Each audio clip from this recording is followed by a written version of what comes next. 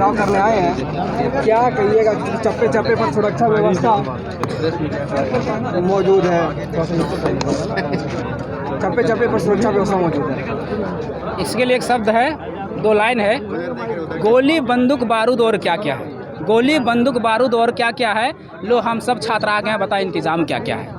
सबसे पहली बात, सरकार हमको आंदोलन करने की ज़रूरत ही क्यों पड़ी। अगर सरकार सही से स्थानीय नीति नियोजन नीति बना लेती और सही से वैकेंसी लगती तो हमें आंदोलन करने की ज़रूरत ही नहीं थी। लेकिन इस सरकार 3.5 साल में जो वादे करके आई थी उसमें से एक भी नहीं पूरा की। पहले बोली थी कि 1932 से खतियान आधारित हम स्थानीय नीति बनाएंगे, फिर नियोजन नीति बनाएंगे, जिसमें से नियोजन में से हम यहीं के बच्चों को, जो झारखंड के बच्चे हैं, अधिक से अधिक यहीं के लोगों को रोजगार, यहीं के लोगों को नौकरी देने का प्रयास करेंगे। लेकिन आज 3.5 सालों की सरकार में कुछ भी वादा पूरा नहीं कर पाई है। उसी के लिए और जो नीतियाँ बना रही है पूरे का पूरा उलूल जुलूल नीति बनाई है। अभी कुछ दिन पहले पेपर कट में आया कि ना तो 1985 का जरूरत पड़ेगा, ना 1932 का जरूरत पड़ेगा। जिसके हाथों में जो भी 10 रसीद है, कॉलम में कुछ भी से मतलब स्थानीय बन जाएगा। अब बताइए, इस तरह से स्थानीय बनेगा तो कोई भी बाहरी आदमी के यहाँ के बना लेगा। क्या हम महाराष्ट्र में, क्या गुजरात में हम इस तरह से स्थानीय बना पाएंगे? क्या हमको वहाँ मौका मिलेगा? नहीं मिलेगा।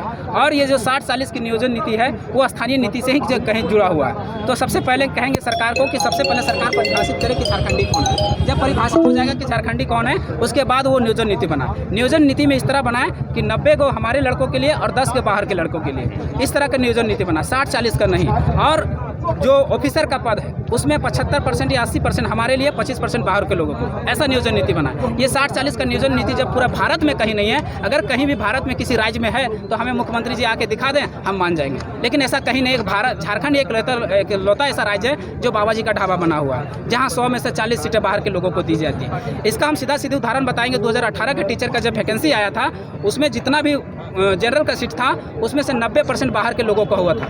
इसका उदाहरण है कि ग्रेड और गोड्डा में 52 गो टीचर का वैकेंसी था, जिसमें 48 को बाहर के लोगों का हुआ था। केमिस्ट्री में 37 को टीचर का वैकेंसी था, 36 को बाहरियों का हुआ था। आपका संस्कृत में 56 को टीचर का वैकेंसी था, जिसमें 54 को बाहरियों का हुआ था। अगर ये 60-40 की नीति अगर पास हो जाती है और इसके आधार पर अगर नौकरी ली जाती है तो सबसे बड़ा दुर्भाग्य एक तरह से झारखंड को फिर से बिहार बना दिया जाएगा। फिर से उसको एक तरह से बिहार बन जाएगा और उस तरह हमारी जो नौकरी, जो हमारी रोजी रोजगार है वो एकदम पूरी तरह से छीन जाएगा। हम वहाँ पर फाइट नहीं कर पाएंगे। कैसे?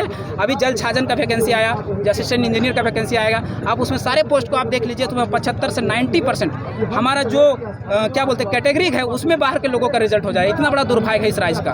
तो जो जनरल का सीट है उसमें 90% बाहर के लोगों का हो जा रहा है। होगा अगर सरकार बैरिकेडिंग नहीं लगाती है, अगर घोरना नहीं घोरती है, अगर दीवार नहीं खड़ा करती है हमारे लिए, तो फिर क्या होगा? हमारी नौकरियां बाहर के हाथों में चली जाएगी। जैसे अन्य राज्यों ने भाषा के आधार पर बैरियर लगाया है, स्थानीय नीति के आधार पर बैरियर लगाया है, इस तरह से बहुत सारा बैरियर लगाया है। जैसे अभी उड़ीसा का हम नियोजन नीति पढ़ रहे थे तो उड़ीसा ने क्या बोला है कि he must to be able and read and write and speak Odia language, then form आप भर सकते हैं। अगर आपको ओडिया पढ़ना, लिखना, बोलना और समझना आता है तब आप फॉर्म भर सकते हैं। उसके बाद अगला कॉलम में उड़िया सरकार क्या कहती है कि आपको 7th क्लास कम से कम ओडिया लैंग्वेज में पास करना होगा, तभी आप उड़ीसा में नौकरी कर सकते हैं। इस तरह के वो बैरियर लगे। अब ना कोई छात्र ओडिया भाषा जानेगा, ना वहाँ फॉर्म भर सकता है, ना वहाँ नौकरी ले सकता है। लेकिन हमारे यहाँ तो भाषा का बैरियर ही खत्म कर दिया गया। यहाँ हिंदी, अंग्रेजी, संस्कृत, उर्दू और बंगाली और उड़िया को यह क्षेत्रीय भाषा में शामिल कर दिया, जो यहाँ की क्षेत्रीय भाषा है।